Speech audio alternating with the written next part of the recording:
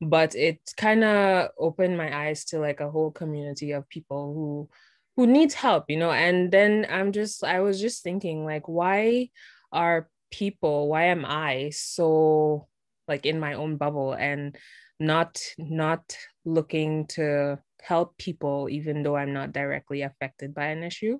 So I think it's important to raise awareness of different things that's going on around the world that so many people may not be aware of, but they can still contribute in some way. So I feel like it's important for us as global citizens to be aware of who is in need and be able to help them, even if it's just like in a small way, right?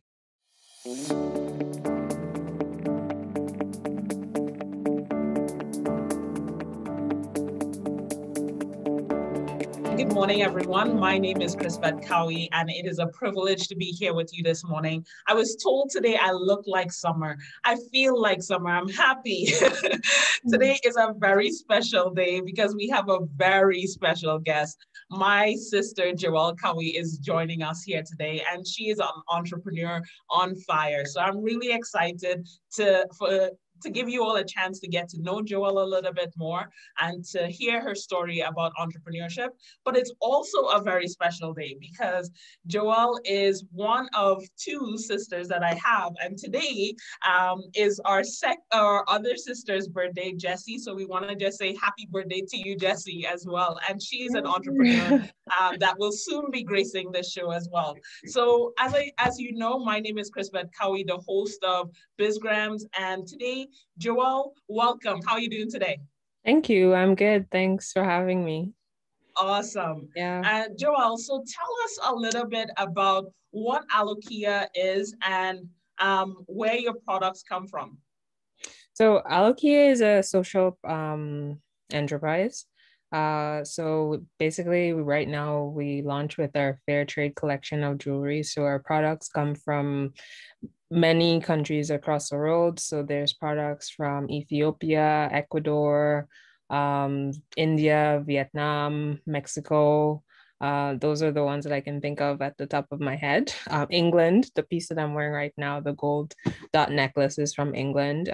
She uses every piece from this vendor is handmade, so no two pieces are exactly alike. So the cooperatives that we work with from around the world, they all have their own stories. So, for example, the cooperative that we get our products from, the artisans that work there in Ethiopia, they're it's basically made up of women who are fleeing from domestic violence. So being able to make jewelry and sell the jewelry, it gives them a chance to rebuild themselves. And one cool thing about this cooperative is that a couple of years ago, there was a war there. So what they do is they use the bullet casings from the war and recycle it and upcycle it and turn it into beautiful jewelry pieces. So for example, there is this one. So I don't know if you can see it. It's made out of recycled bullet casings. It's called Dance With Me leather earrings, because also the leather that's used behind the metal part, it's also upcycled as well. So one of our goals is not only to work with and help people around the world, it's also to be sustainable and use materials that are environmentally friendly or upcycled or recycled in some way. And if it's not upcycled or recycled in some way, then we would use the most organic possible form of the material. So for example, one of our pieces has cotton in it and it uses like organic cotton for the thread part of it. So that's kind of our who we are, what we do. Yeah, so another aspect of our business is also being able to give back to our global and local community. So last year we had a give back campaign in September where we're able to donate $300 to the sickle cell organization, which was really cool because it was our first give back campaign. So I wasn't exactly sure how it would go. So basically, a percentage of the sales would go towards this fund, like a pool of fund that was donated to this organization at the end of September. So it was really cool to see, to get the feedback from different people, see people's comments, like they're so happy to be a part of something that was bigger than just themselves, which was really good. So that was good. And the sickle cell organization was able to use that money to buy a computer for a family in need, because especially during COVID time, when people aren't able to get out and about as usual, it's important that people stay connected to each other digitally, right? So being able to play a small role in helping a family was really, really cool. This year, so in spring, we're having our spring give back campaign starting April, the beginning of April. And we're going to be working with the Commenda Project, which is a fairly new nonprofit organization. So they work with a school in Ghana that helps provide school supplies to the students there. So they also started in January of this year, where they had their first give back, where they're able to give school kits to the different students there. So our goal for this give back campaign is to be able to donate 100 school kits to the school in Ghana that they're working with. Yeah, more details to come on my website. Stay tuned. Awesome. Awesome. Joelle, I think that came in like a fire hose. And what I got was you are a woman on fire, doing amazing things. And I'm inspired every day just seeing how you work, knowing who you are as a person, and seeing that passion and heart for community come through in your business. It is to just stand in your presence, Joelle. So thank you so much for the work that you're doing. Thank you.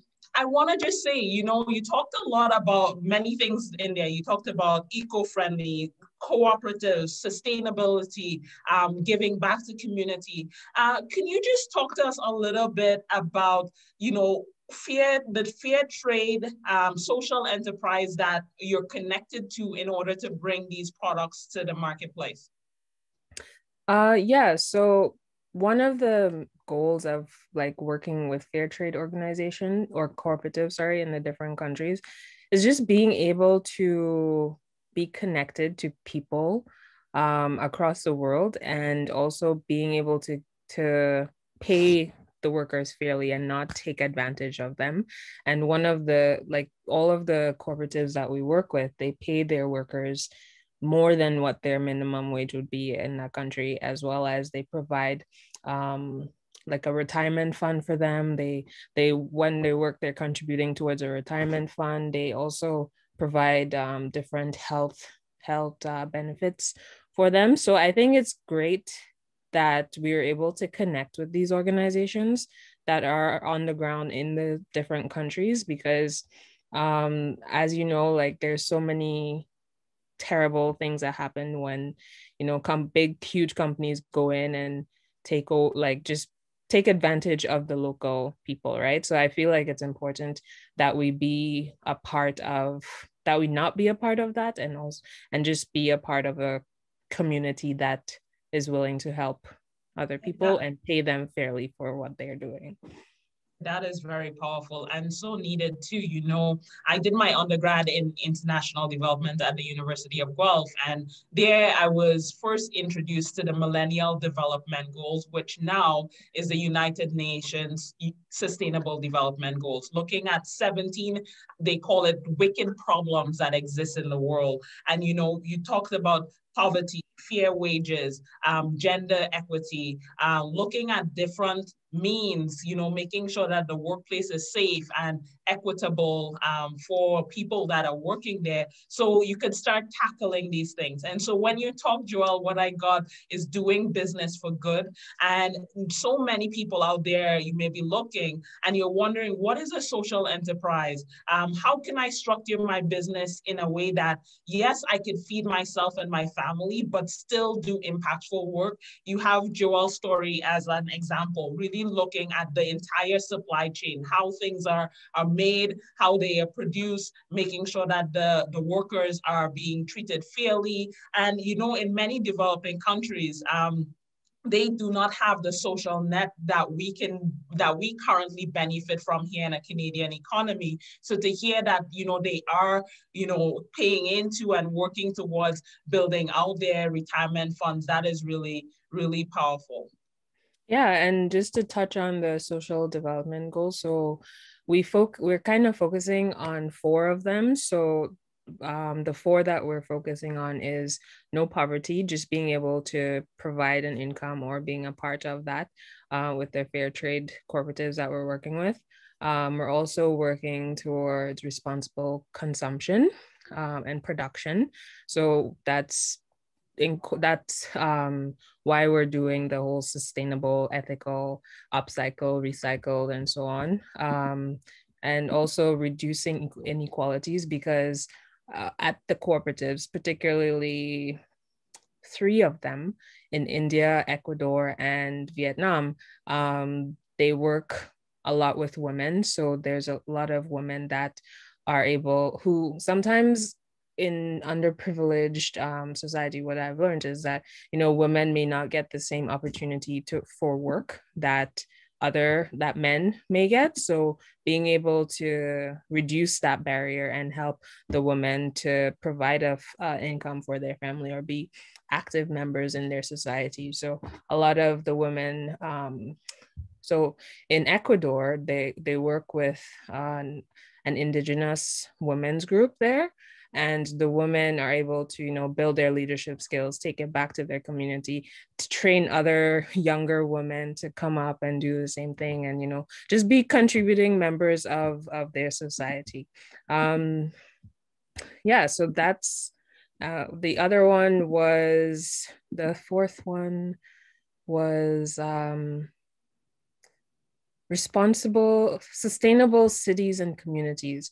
So being able to have, like, part of like being a social enterprise is being able to generate income that would be able to give back to the community, and then being able to give back to the community and not only like for profit. So having that like cycle of buying, giving back, and so on like that. So that's kind of where our goal is. Hey, no, thank you so much for sharing that. Joelle, tell us why you're so passionate. Like, where does that passion come from for the work that you do? Yeah, so in 2018, so it started out in 2018 when I found out that I was a sickle cell carrier, and it kind of opened my eyes to a whole different community of people, right? Because I didn't realize, like, even though I heard of it, I didn't really think about it much, and I don't have, as you know, have sickle cell, as you know, but it kind of opened my eyes to like a whole community of people who needs help, and then I was just thinking, like, why am I so like in my own bubble and not looking to help people, even though I'm not directly affected by an issue. So I think it's important to raise awareness of different things that's going on around the world that so many people may not be aware of, but they can still contribute in some way. So I feel like it's important for us as global citizens to be aware of who is in need and be able to help them, even if it's just like in a small way, right?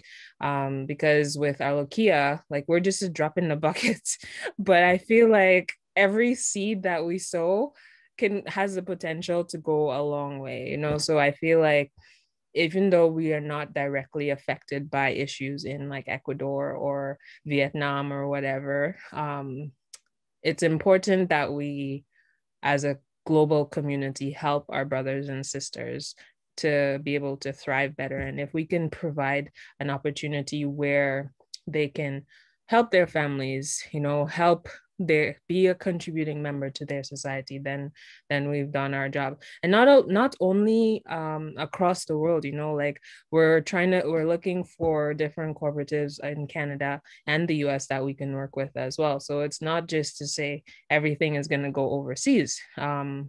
We're looking for ways to where we can give back to our community right here in Canada, right in here in Ontario. The sickle cell organization that we partnered with was in Ontario. So yeah, it's just being able to give back to our global community, even though we are not directly affected by an issue. I think it's so important to do. Well, you as a sister, as a friend, I stand proud. Thank you. I am so proud of you. You know that. But really and truly, I'm guilty of it. And I think we can all relate, you know. We are oftentimes in our tunnel vision, in our own bubble, thinking about me, mine, and what's in it for me, you know, and oftentimes forgetting others around us. And I think your message and your passion and your motivation, I live in this vein as well, right? In terms of it's not just about me, just me is kind of like a selfie boxed in, trapped in isolation, leading to mental insanity, which is not Yes. good for humanity, right? So Yeah. it's you and me globally. How can we make a positive change? And I think what you talked about being that drop in the bucket, it's magic because guess what's happening? Ripples, ripples, Mm-hmm. ripples. And we know that you mentioned the example of the seed, planting that seed and being able to see the growth. Here's a family without technology because of your contribution. Now they have it. That kid going to school could do and be more successful in the classroom. So, you know, I encouragement to all of you out there, if you can do one thing, you know, step into that truth and move in that vein of saying, how can I do better for others as well? So Joelle, your story is so impactful. And an inspiration to me, definitely listening to you, you know, on your journey. So tell us a little bit about why did you start entering into this entrepreneurial space? Yeah, so I started Alokia because I wanted a way to give back to the community as well as a way that create generated income on its own. So I didn't want to start a charity just because I find, well, from what I understand with charities, like sometimes it's not, you're so dependent on donations directly. So I wanted to start an organization that generated income that was able to give back to the communities and still do good. So Yeah, no, that was the main reason for starting a social enterprise.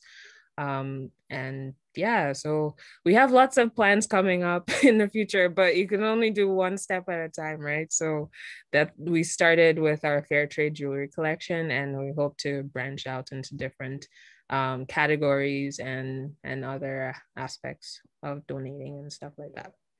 that's awesome. And so, Joel, along your way, have you read any books, you know, to help you flourish as an entrepreneur as well? We oftentimes like to hear anything people have been reading, you know, to help them go and grow.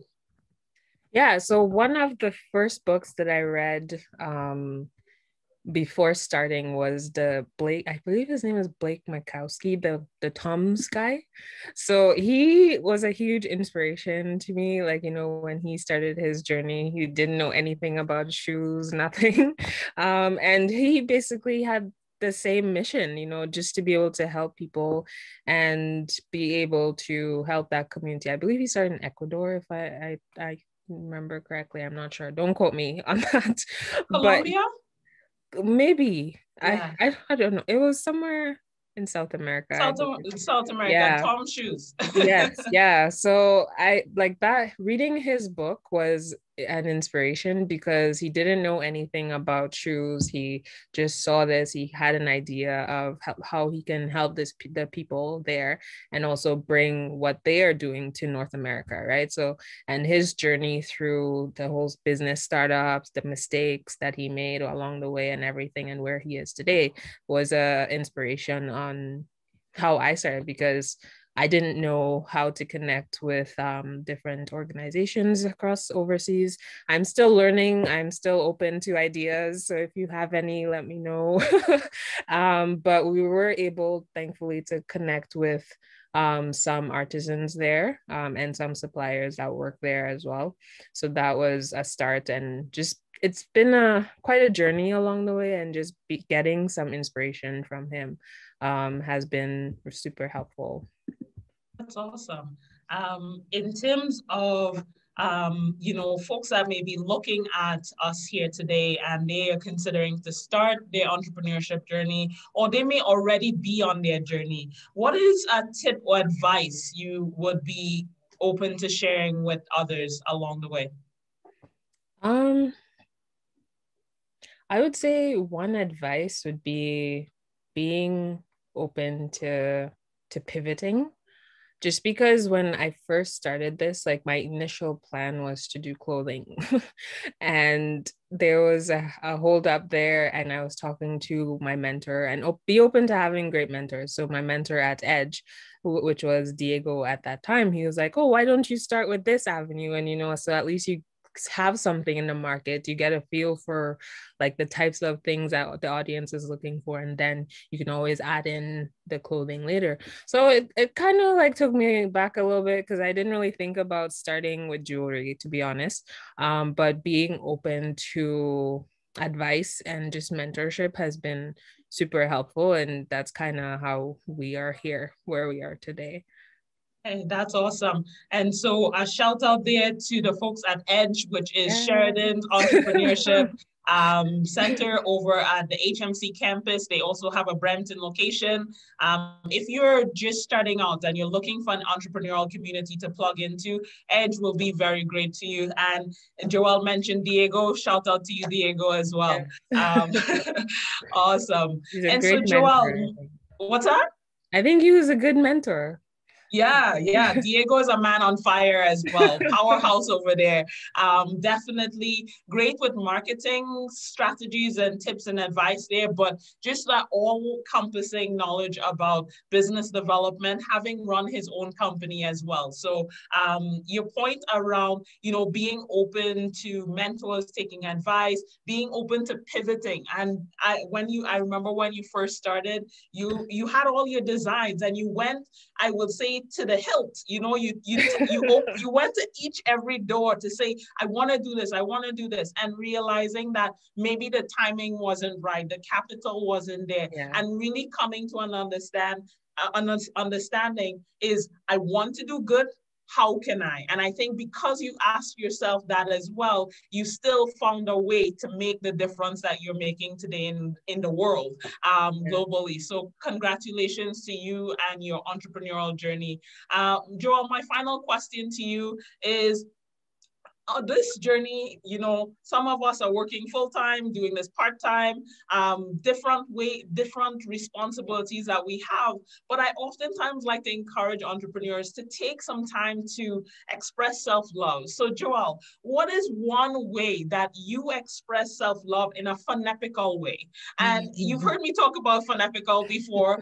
And for those who are just watching, phonetical is fun and epic adventures, great or small, done to celebrate or express self-love, right? And so, Joelle, tell us something you do.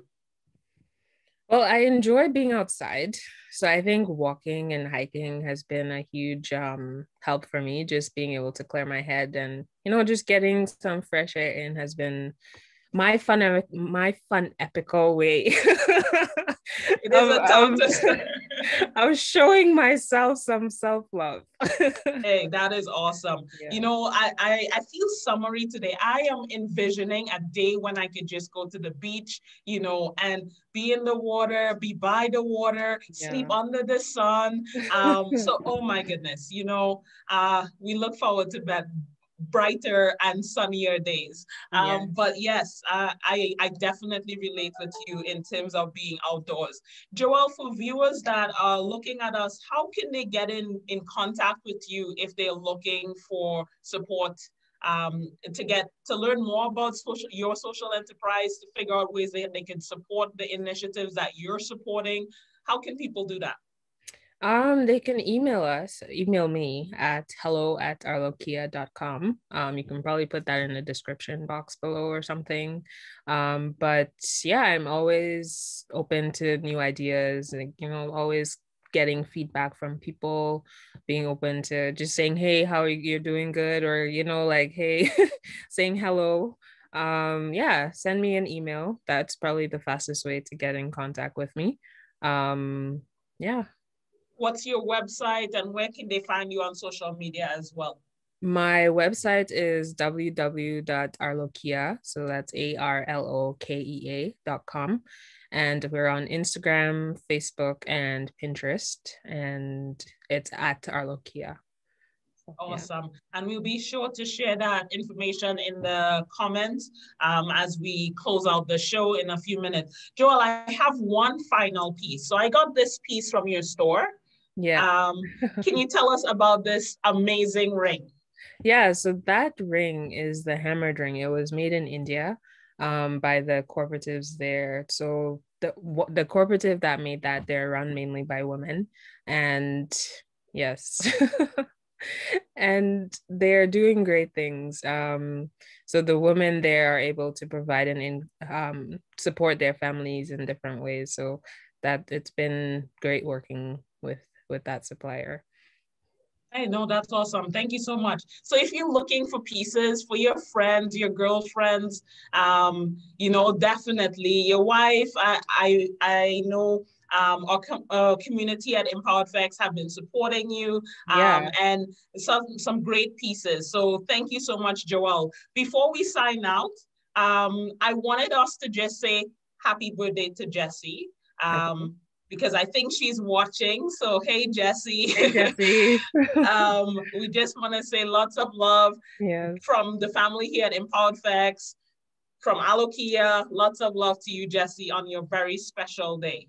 Yeah. And just before we sign out too, I just want to thank you and the team at Empowered Facts too, because you guys have been a huge influence for Alokia along the way too. Like without your support and without the being able to tap into certain resources that Empowered for Excellence provides, I don't it would make things a lot more difficult. So I just want to say thank you to you and the team. Raj has been super helpful helpful to me as well. So you guys are doing really great things, and I'm excited to see where E4X goes.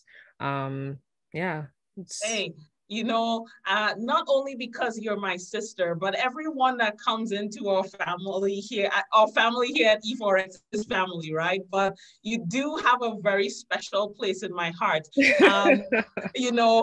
Thank you. And I love you. I respect you. And just on the same day, 3 years apart. So Joelle is like my half twin. Yes. And I love and appreciate you, Joelle, and for all the work that you're doing there. Likewise, you're an inspiration to us. So thank you so much for being here. All the best today. Thank you so much. Bye. Bye.